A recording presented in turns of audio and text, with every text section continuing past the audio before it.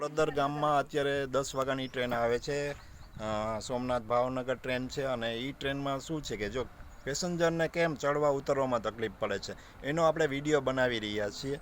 અને આ ટ્રેન જો આવી રહી છે અત્યારે, અને ટ્રેનમાં શું છે કે આપણે કઈ રીતે જો અહીંયા પેસેન્જર મહિલા પેસેન્જર પણ ઊભેલા છે અને આપણે જો ટ્રેન આવી ગઈ છે.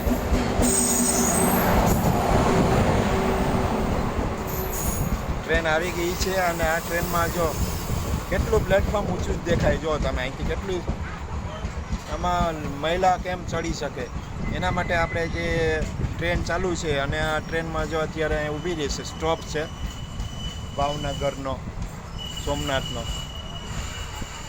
જો અહીંયા અમે પેસેન્જર, જો આ મહિલા પેસેન્જર અહીં ઊભા છે, ચડવામાં કેવી તકલીફ થશે, કેટલો વજન કરવો પડશે એનું આપણે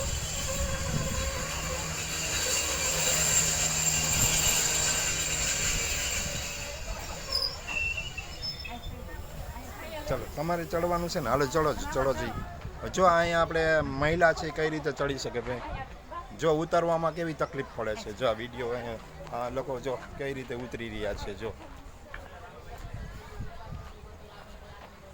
આખા શરીરનો વજન રાખીને ઉતરવું પડે છે. અને ચલો જી માજી, એટલે અમને ખબર પડે કે કઈ રીતે ચડી રહ્યા છે. જો બધા પેસેન્જર કઈ રીતે ચડે છે. જો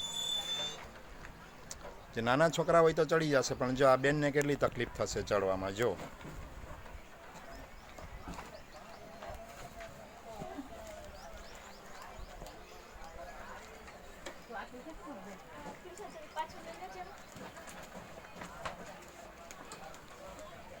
જો આ મહિલા કેમ ચડી શકશે, આપણે જોઈએ છીએ એનો સામાન લઈ રહી છે અત્યારે, અને આપણે જોઈએ છીએ કે કેમ ચડે છે.